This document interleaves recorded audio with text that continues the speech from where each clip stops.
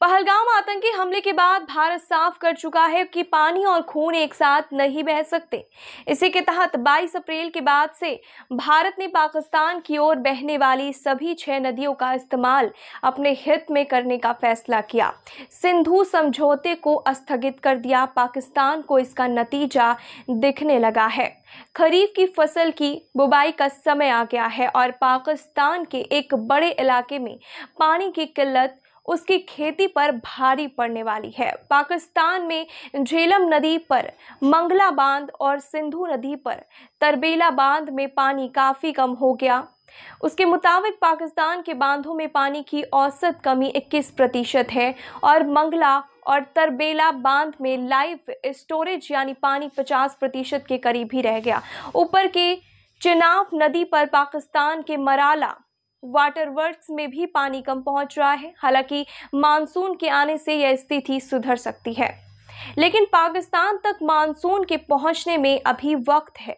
पाकिस्तान के सिंध के एक बड़े इलाके में इस साल भी सूखा पड़ने के आसार है। सिंध ने इस सीजन में औसत से 62% कम बारिश हुई है और बलूचिस्तान में औसत में 52% कम बारिश। संयुक्त राष्ट्र की संस्था के मुताबिक पाकिस्तान दुनिया के सबसे एक से है, यानी उन देशों में से है जहां पानी की कमी का संकट सबसे ज्यादा है। पाकिस्तान जीडीपी में खेती का योगदान 25% और पाकिस्तान में 37% रोजगार खेती में मिलता है। ऐसे में आने वाले दिनों में पानी की मार पाकिस्तान को भारी पड़ सकती है। भारत द्वारा सिंधु समझौते को स्थगित करने के बाद अब पाकिस्तान को नदियों में पानी के आंकड़े मिलने बंद हो गए। भारत अब अपने बांधों से पानी छोड़ेगा और या कब पानी रोकेगा इसकी जानकारी भी नहीं दे रहा है। यही नहीं, पानी को लेकर पाकिस्तान को तरसने के लिए भारत अब इससे भी बड़ी तैयारी कर रहा है।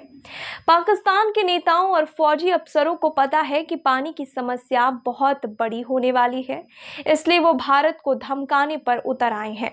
पाकिस्तान को पता है कि अब उसे पानी का संकट झेलना पड़ सकता है, लेकिन कैसे, इसे समझने से पहले आपको याद दिला दें कि भारत से 6 बड़ी नदियां पाकिस्तान पहुंचती है।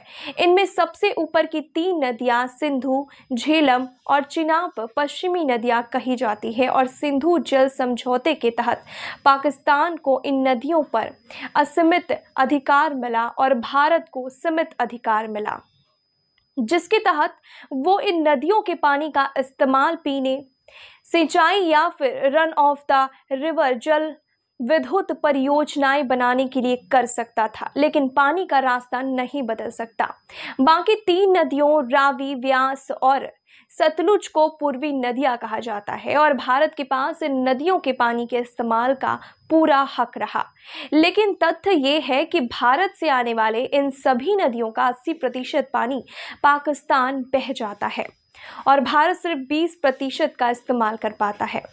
स्वाभाविक है, इन नदियों का पानी पाकिस्तान जाएगा ही, क्योंकि डाउन स्ट्रीम में है। नदियों की कुदरती डाल पानी को उसी ओर पहुंचाता है जिन नदियों का पाकिस्तान को सबसे पहले सबसे बड़ा झटका दिया जा सकता है। उनमें से एक है चिनाब नदी। चिनाब नदी पर भारत कई बांध बन चुका है और कुछ बन भी रहे हैं। जैसे इनमें से जो खास बांध है वो है, इनमें 2 बांध सबसे खास है। रामबन में 1000 मेगावाट का बकलिहार बांध जो 2009 से काम कर रहा है। दूसरा बांध है यहाँ से नदी के रास्ते 60 से 70 किलोमीटर दूर सियासी में चिनाब नदी पर आखिरी बांध सलाल जो 690 मेगावाट का है और 1987 के काम कर रहा है, यानी दोनों ही बांधों में बिजली का उत्पादन हो रहा है। 22 अप्रैल के बाद से भारत ने इन दोनों ही बांधों में पानी रोकने और छोड़ने से जुड़े आंकड़े पाकिस्तान को बताने बंद कर दिए। इन कारण पाकिस्तान इनसे आने वाले पानी के इस्तेमाल की कोई ठोस योजना नहीं बता पाया।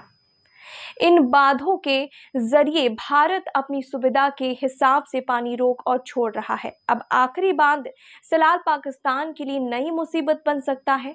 इस बांध के जरिए पाकिस्तान की परेशानी कैसे बढ़ाई जा सकती है, इस पर बात करने से पहले ये जान लेते हैं कि बांध में होता क्या है। और एक बड़ी चिंता ये है कि चीन अगर अचानक से अपने बांध से पानी छोड़ दे तो भारत में ब्रह्मपुत्र के आसपास के इलाकों में भयानक बाढ़ आ सकती है।